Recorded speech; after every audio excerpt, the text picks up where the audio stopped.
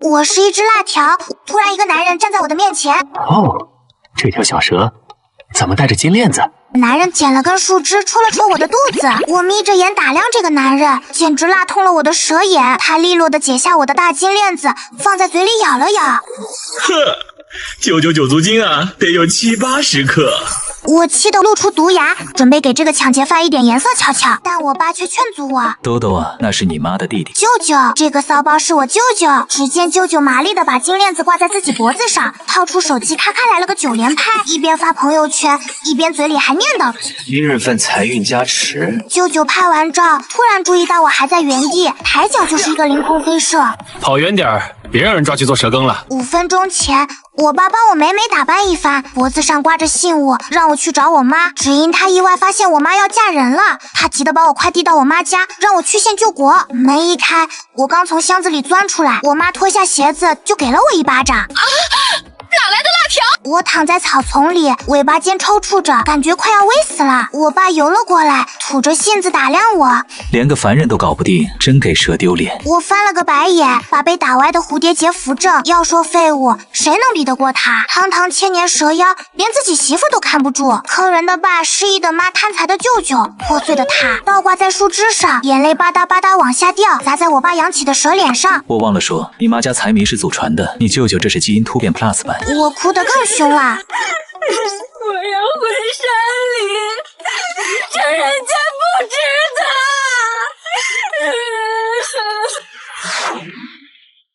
哎呀，闺女别哭，爸带你去吃肯德基。我抽抽搭搭的卷着钞票往小区门口游，还没游出3米远。哎呦，蛇来财啊！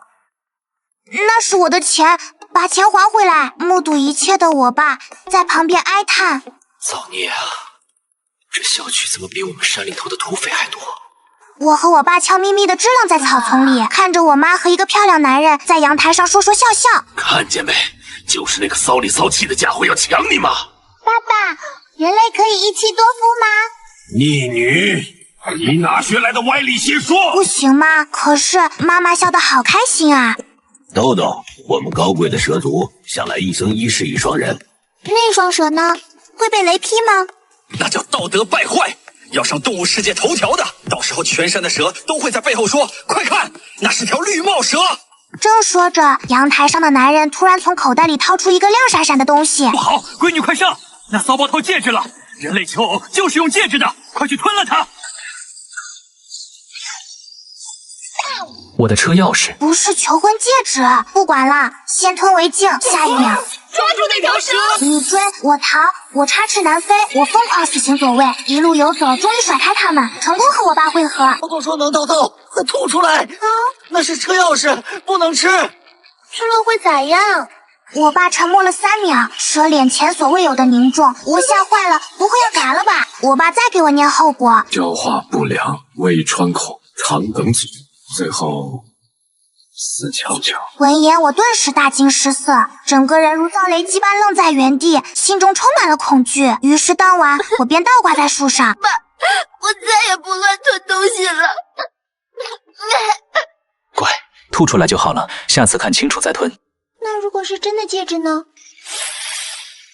吞，必须吞。次日清晨，我直接被爸爸一尾巴抽醒。闺女，爸想了个绝妙的计划。你妈现在怕蛇，是因为她失忆了。以前她可是天天搂着我喊小宝贝的。所以你变成人形去攻略他，等他喜欢上你，我再顺势出现，抚平女贵，重获芳心。听完这番话，我不禁觉得这套路有点熟悉，心想他昨晚是不是又偷看白月光带球跑了？快变快变！今天那骚包还要来，咱们得抢占先机。可我妈上次一鞋底把我扇飞了。你现在是人形，他打你算家暴。见我还在怀疑，爸爸当场立下遗嘱，承诺100年后洞里的所有金银珠宝都是我的。闻言，我精神头立马来了，我变成人形。爸爸见状，满意的点头道：“现在就去敲门，记住，装得越可怜越好。”我深吸一口气，迈着小短腿走到妈妈家门口，刚要抬手敲门，就在这时，面前的房门突然开了。我妈低头看着我，直接愣住。妈，阿姨好。话音刚落，我爸躲在草丛里疯狂使眼色。还愣着干嘛？叫妈呀！直接叫妈呀！但我假装没看见，只对面前女人说道：“阿姨，我迷路了，能给我点吃的吗？”小朋友，你怎么一个人在这儿？你爸妈呢？我趁机搂住他脖子，偷偷往草丛瞥了一眼。哎呀，快哭，哭出来，听见没？赶紧哭，大声点。我爸要改嫁了，我爸说我是拖油瓶，不要我了。老陈，报警！这渣爹啊，什么年代了还搞欺凌这套？是。半小时后，我们到了派出所，我缩在椅子上瑟瑟发抖。这么正气的地方，再待下去要现原形了。警察翻了半天档案，然后跟我妈说，查不到这孩子信息，估计是没上户口。现在有些偏远地区重男轻女的情况还是存在的。家里有皇位吗？生个儿子准备登基吗？警察提议把我送福利院。福利院？那是哪里？可以吃饱肚肚吗？眼看警察要来牵我，我怯怯揪住我妈的衣角。阿姨，我害怕。等等，在找到他父母前，能不能让我先照顾他？然后我妈让管家办了手续，她直接把我抱上豪车。回到家一进门，我惊得嘴巴都忘记合上了。看着眼前这一幕，我不由惊叹：这哪是家啊，分明是宫殿！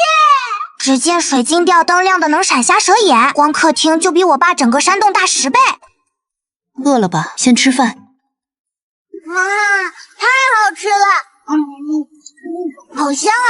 这味道比我爸的烤田鸡好吃10000倍。于是我风卷残云般扫光3碗饭，等吃完后，我撑得瘫在椅子上翻肚皮。好撑啊，肚子都圆了。慢点吃，又没人抢。你叫什么名字？豆豆，白豆豆。白，奇怪，我好像在哪儿听过这个姓。就在我以为他要想起我爸时，算了，想不起来的肯定不重要。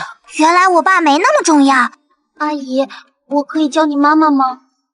豆豆喜欢的话，当然可以。下午妈妈带我去商场，只见我正抱着一条小裙子，爱不释手。突然，一个浓妆艳抹的女人挡在我们面前。哟，沈蕊，这是跟谁生的小孩啊？说完，她便拿出手机对我拍照。陆云要是知道你在外头有个小孩，还会娶你吗？让开，关你屁事！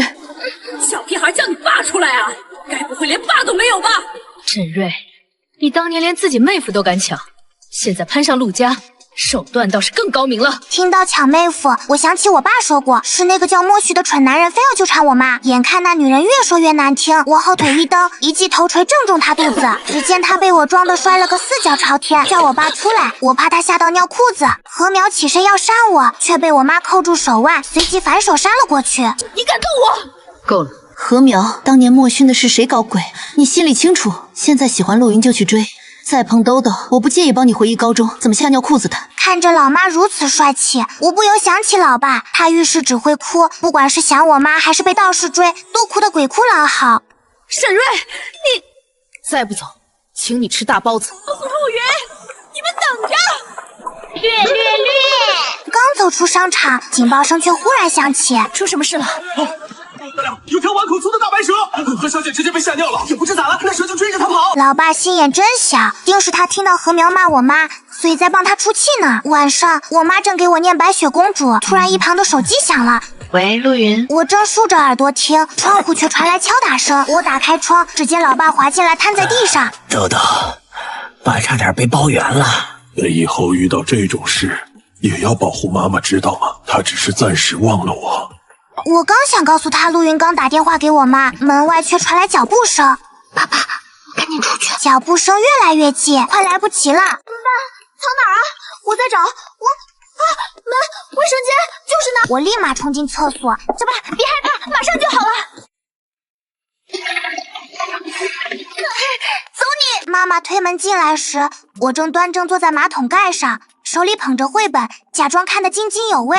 身下马桶盖忽然一下下向上顶动，伴随压抑的咕噜声。马桶里是什么声音？妈妈，我好像有点拉肚子，马桶可能堵住了。突然，只见他伸手按下了冲水按钮。不要啊，我的亲爹啊！马桶里传来急促咕噜声。好像有奇怪的声音。是我放屁的声音啦，噗噗的。肚子不舒服吗？妈妈给你揉揉。话音刚落，他顺手掀开马桶盖。不要！我吓得魂飞魄散，猛地抱住他脖子，把脸埋进去。完球了！爸爸要被发现了吗？你怎么了？就在他视线移开刹那，我眼睁睁看着一条白蛇尾被水流嗖的卷了下去。没事了，妈妈，揉揉就不疼了。老爸，您自求多福，别迷路啊！半夜做梦，老爸追着我满山洞跑。你个不孝女，竟敢把你亲爹冲进马桶，看我不收拾你！我直接被吓哭了，猛地从床上坐起。不哭，不哭。是不是做噩梦了？我梦到我爸爸了，他打我屁屁。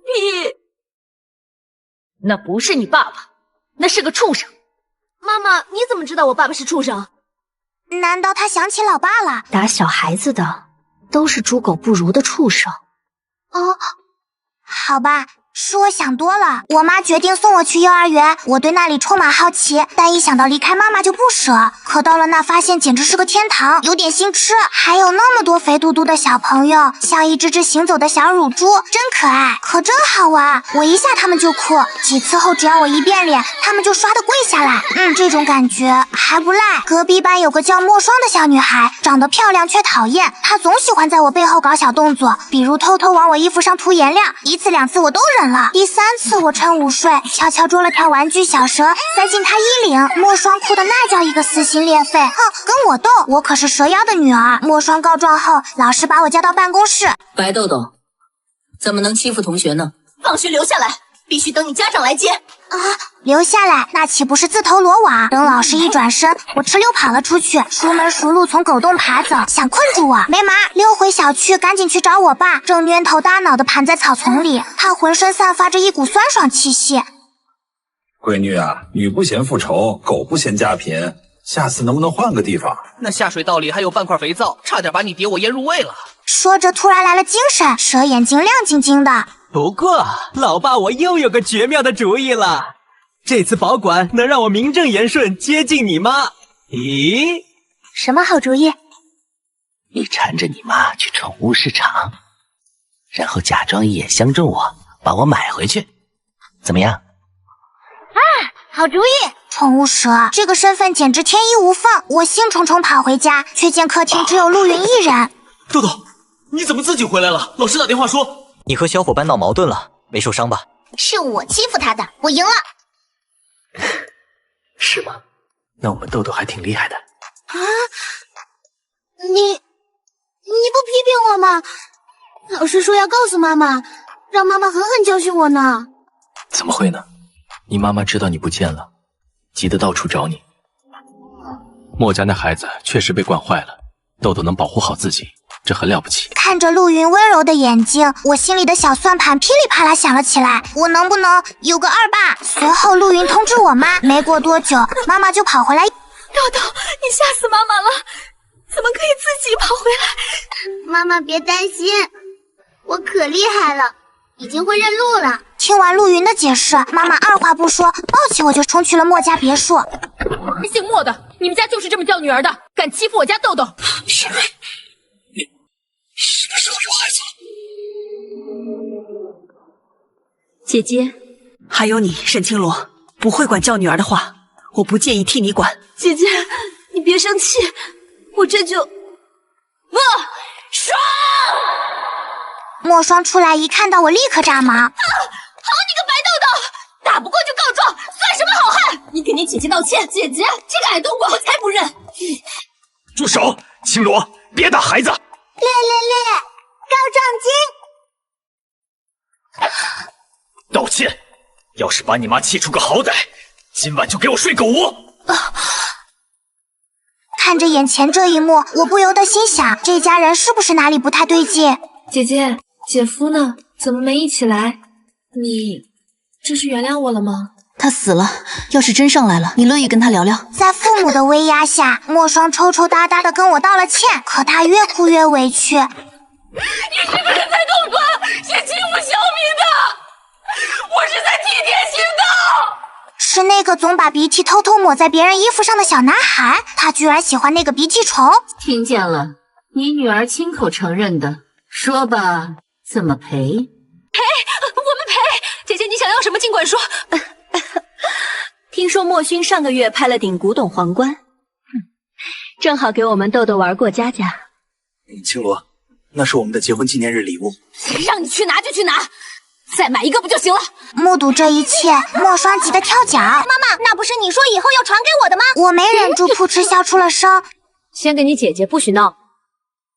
拿到那顶闪闪发亮的皇冠后，他还想留我们吃饭，但我妈头也不回地抱着我上了车。还是不能原谅他吗？谈不上原谅不原谅的。我立刻竖起小耳朵，可他却不再往下说了。妈妈，那是你的妹妹吗？那莫双也是我的妹妹喽。是养妹，不过妈妈和你小姨之间有些误会，你小姨以为把莫勋让给我是在成全，殊不知我觉得他可烦了。我隐约记得自己好像也有过喜欢的人，不过既然想不起来了，大概也不是很重要吧。重要，超级重要，那是我爸啊。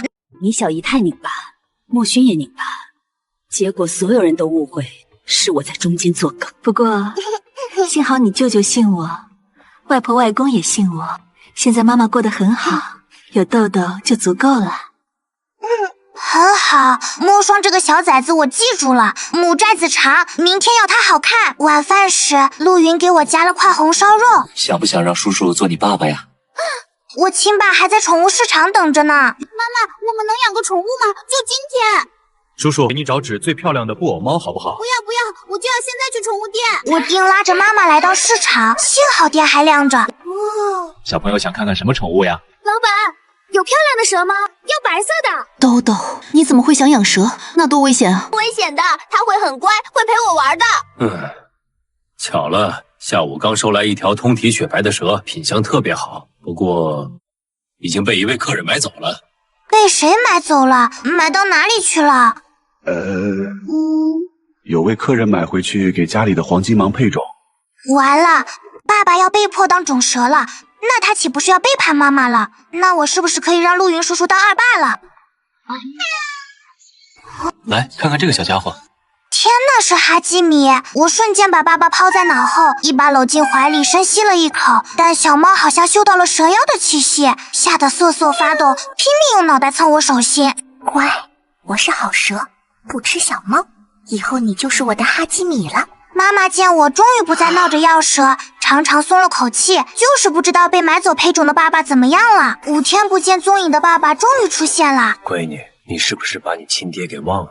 豆豆，陆叔叔这几天怎么不见人影？你知道什么吗？二爸，不是，陆叔叔出差了，这几天都没来。爸爸松了口气，瘫在沙发上。可就在他饿得钻进冰箱找吃时，门锁咔嗒响了。原来是妈妈回来了。豆豆，在家乖不乖呀？可乖了。妈妈说要带我去游乐园玩，我两眼放光，于是把爸爸彻底忘在了脑后。回家，妈妈打开冰箱拿东西时，只听哐当一声，一条冻硬的白蛇摔在了地上。爸爸刚醒就被妈妈一平底锅砸晕。怎么会有辣条？妈妈，别打，我想养它，它多可爱呀！乖，这是蛇，不能当宠物养的。为什么不行？它这么白，这么漂亮。在我的眼泪攻势下，妈妈终于妥协，不但没除掉爸爸，还让人送来了个带锁的宠物玻璃缸。等我爸悠悠转醒时，发现自己被关在了透明的豪华单间里。爸，好歹是进来了，你先将就一下。不愧是我闺女，就是机灵。看到他这样，实在没忍心告诉他，之所以能进来，是因为他差点就嘎了。自从我爸成功入住玻璃缸后，就开始了他的越狱日常，像个痴汉似地盘在角落盯着我妈。只要被发现了，他就拼命摇尾巴，要不就殷勤的叼着遥控器，手机满屋子跑。最夸张的是，连我妈上厕所，他都要在门外举着卷纸候着。时间一长，我妈居然也习惯了。小白，帮我拿一下发圈。小白真乖。这哪是威风凛凛的蛇妖，分明是只摇尾乞怜的舔狗。但陆云叔叔一来，我爸就彻底变脸了。你干嘛？小白！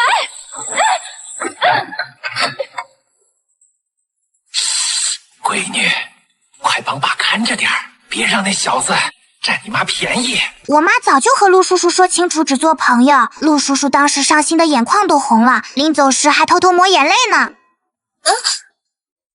爸爸这半人半蛇的状态，不如先让陆叔叔当我二爸。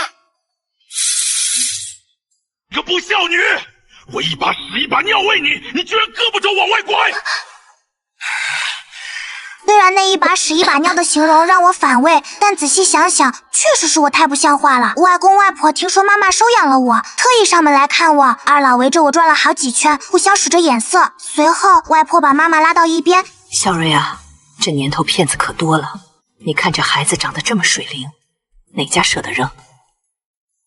老婆子，你发现没？这孩子和小瑞小时候简直是一个模子刻出来的。何止是像，连眼角这颗小痣的位置都一模一样。妈妈若有所思地看向我，见她看来，我心虚地抱起小白，飞快地溜去了阳台。等外公外婆走后，妈妈一边心不在焉地拿着小白打结玩。小白，你说奇怪不奇怪？我总觉得豆豆特别亲切，好像忘了什么很重要的事。他会不会其实是我的亲生女儿？闻言，正被绕成蝴蝶结的小白猛地僵住，他激动的想点头，结果越挣扎越乱，最后把自己滚成了一个球。等我终于在沙发底下找到他时，他累得直吐信子。好消息，你妈开窍了，她拿你头发去做亲子鉴定了。坏消息是，她好像完全没往我这边想。想起我就等于想起一半嘛，四舍五入很快就能想起你啦。3天后，鉴定结果出来了，妈妈拿着报告书的手一直在抖。你真的是我的女儿，可我怎么会完全不记得生过孩子？对不起，是妈妈不好，一定是我没看好你，让你吃了苦。等等，这个剧情走向不太对吧？他难道一点都不好奇我爸爸是谁吗？妈妈动用了所有关系调查他失忆的那段空白，可传回的消息却寥寥无几。见妈妈查不到，我爸私下给我补全了那段时间的事。当年沈清罗被绑架，妈妈参与营救时不慎跌落山崖，万幸被我爸所救。妈妈在养伤期间对他一见钟情，两人在崖下生活了半年。后来妈妈怀上了我，恰逢玄玉道士路过，察觉崖下有妖气，不由分说就动起手来。妈妈挺身阻拦时被误伤头部，偏偏此时我又急着要出事，因为生产凶险，爸爸无奈以信口灵为代价求助玄玉，才换得母子平安。可妈妈也因此失忆，被送回了人类世界，而我则留在了爸爸身边。当妈妈查到失忆地点在宝台山后，决定亲自去一趟。陆云得知后主动提出同行。出发那天，我爸悄咪咪溜进了后备箱，而我使出一哭二闹的绝活，终于让妈妈带上了我。豆豆要听话，到了那边，你跟陆叔叔在山脚下等妈妈，不可以乱跑哦。刚到宝台山脚下，禾苗就带着人冲了出来。他明明拒绝了你，为什么你宁可追着他跑，也不愿和我订婚？禾苗，这是我们之间的事，不要牵连无辜。孤男寡女跑着荒山野岭叫无辜？我等了你这么多年，你却看上这个连自己妹夫都抢的女人。饭可以乱吃，话不能乱说。莫勋那种神经病白送我都不要。把陆云绑进车里，至于沈瑞，给我扔进深山老林。是走。这小崽子怎么办？大的都处理了，留着小的等他长大报仇吗？这里面可有吃人的野兽，你要是被啃得骨头都不剩，可别怪我。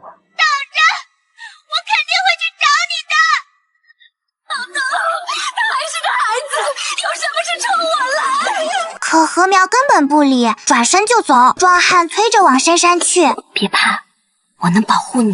傻孩子，应该是妈妈保护你才对。他却不知道，这里可是我的快乐老家啊！一直跟在后面的爸爸看准时机，突然从草丛窜出，缠住两人脚踝。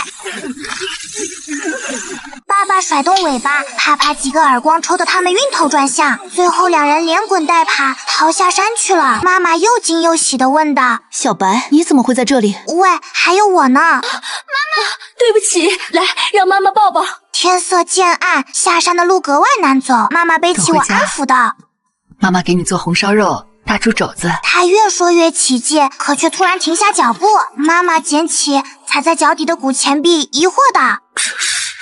爸爸突然焦躁的嘶嘶作响，看到那枚钱币，我心头一震，糟了，是玄玉的陷阱！